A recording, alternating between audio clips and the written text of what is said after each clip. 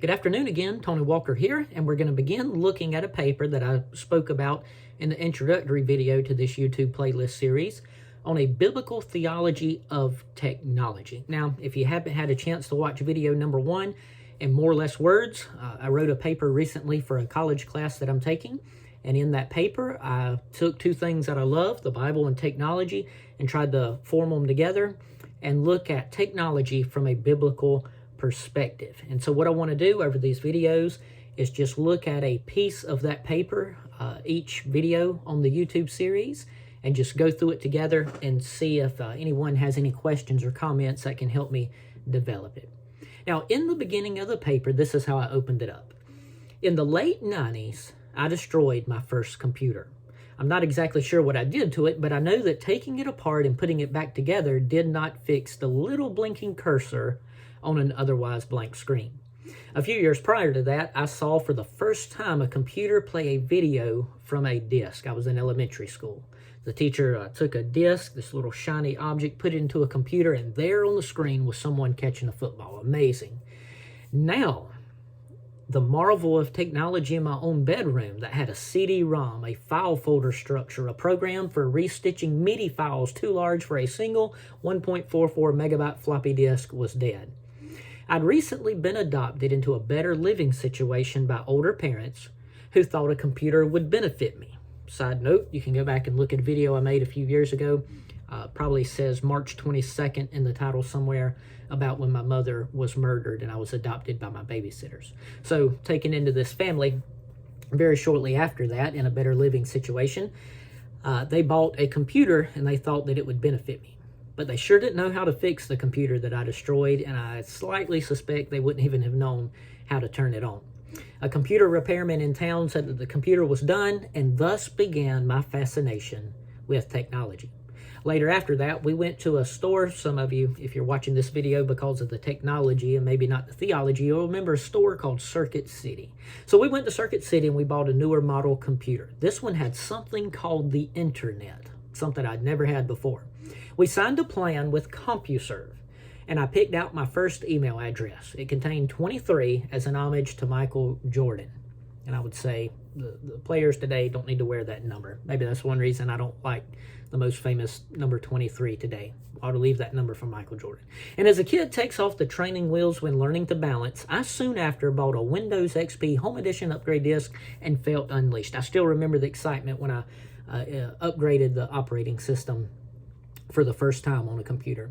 We later upgraded from a dial-up connection to 1 megabyte cable internet with Charter, and I can still visualize how the charter.msn.com homepage loaded what seems like it was almost instantaneously. Over the years, I returned to Circuit City and purchased more of these amazing tools. For example, a Sony Clie personal digital assistant, a USB thumb drive that held an enormous 128 megabytes for only $149. What a deal. And later a digital camcorder. All was well until I was invited to an event at a local school in my area BJU. There on display in the bookstore was not a regular PC, but it was an Apple iMac G4. Those of you who are familiar with that, you know the design behind that computer, which I said is still one of the most iconic and masterfully designed computers ever made, and I'm not alone in that. Thus began my fascination with Apple technology. Question: where was God in all of this? At that point, I'd been a Christian for less than 2 years. It was the fall of 2002, and I was taking night classes at a small Bible college in Greenville, South Carolina, and working third shift at a company called Ryobi. Many of you maybe have heard of that more recently years, called TTI, Tektronix Industries. But they're going to Bible college in Greenville and working full-time third shift at Ryobi in fall 2002. I was almost always completely alone for at least 5 to 6 hours a night in a 500,000 square foot building, completely alone. These were the circumstances that formed my fascination with using technology and enjoying using technology for God's glory. At the beginning of 2003, 1 year into college, I used my new college discount to buy an education bundle that included a laptop, Apple PowerBook G4, 867 megahertz 12-inch, if you're familiar with that, and something in a new category of devices called an MP3 player, an iPod, 10 gig, third generation iPod, if you're curious. In the slow and dead hours of third shift, I used my time to learn an entirely new operating system, OS X, and work on college assignments. A lot of dead time there on that third shift job. In the calmness of the midnight hours, I would listen to sermons on my iPod as I walked outside around the Ryobi property. At the beginning of 2004, some people in church donated some money, about 50% of the cost, so that I could start a 15-minute weekly program at our local AM radio station. In hindsight, it probably wasn't the wisest thing to do, to give a new Christian attending a very strict fundamentalist college a voice to say whatever was on his mind with very little learning across the airwaves every Friday right in the middle of rush hour traffic, every Friday at 5 p.m. It wasn't much, but it was what I had, and I wanted to give it to God. I read in a technology magazine about a new way people could download MP3 files on demand using RSS feeds called podcast. The radio programs that I made for the local station were already in MP3 format when I recorded them, so I only really had one, and I was already uploading them to a website, preachertony.com, so it's kind of just adding one more step. So I used a template in this technology magazine, and I taught myself the bare basics, the very bare basics, I still don't know how to code anything, of writing an RSS file and creating a podcast in 2005. Hard to believe podcasts have been around almost as long as someone could be born and now be a legal adult, but it's been around that long almost. I was fascinated, absolutely filled with childlike wonder.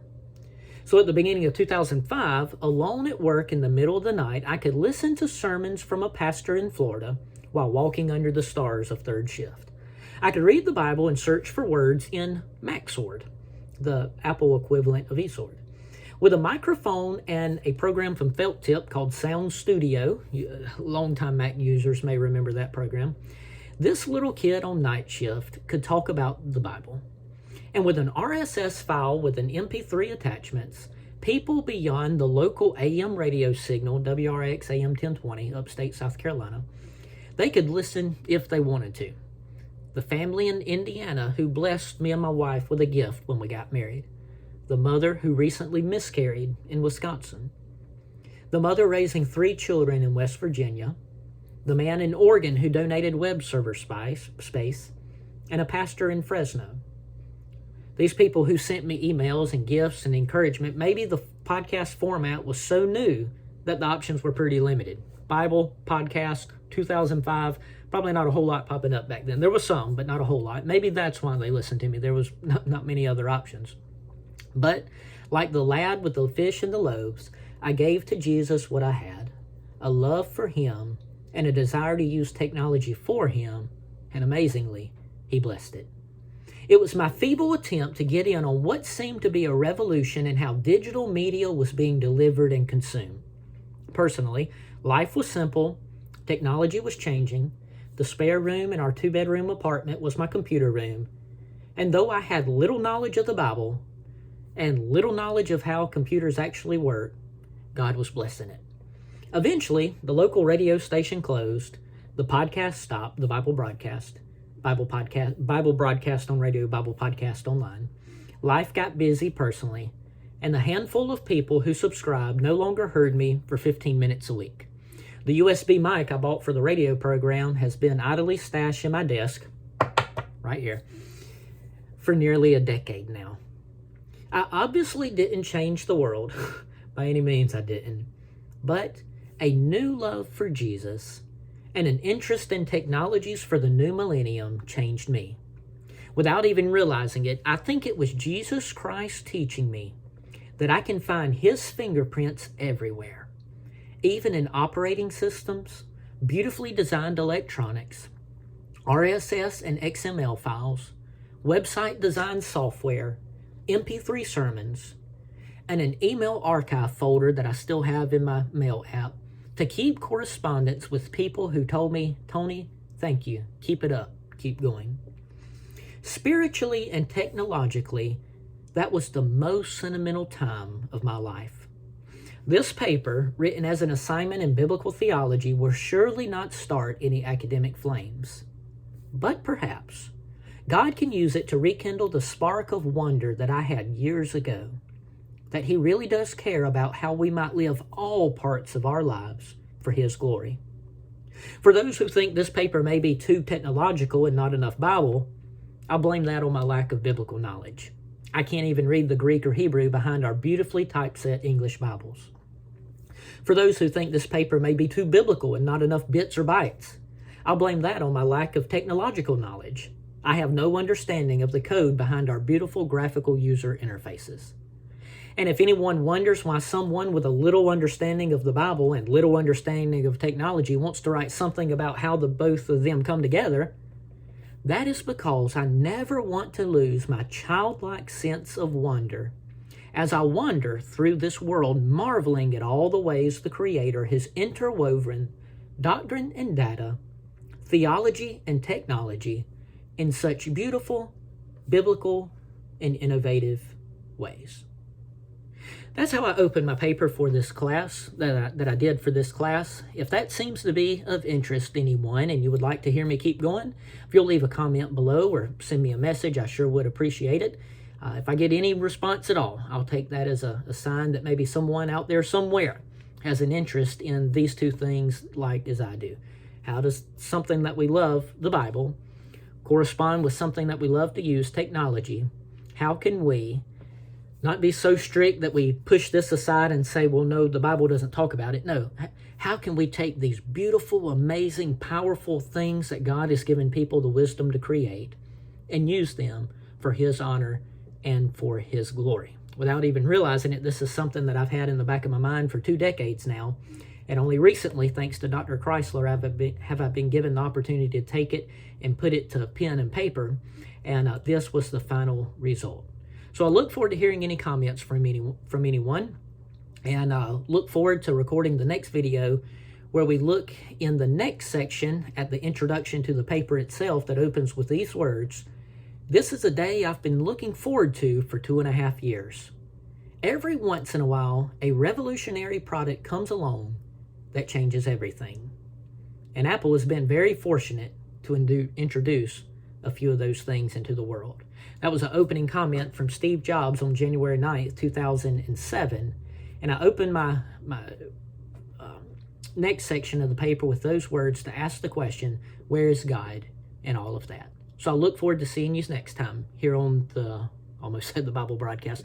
Look forward to seeing you next time here on the YouTube channel for Tony Walker. Take care.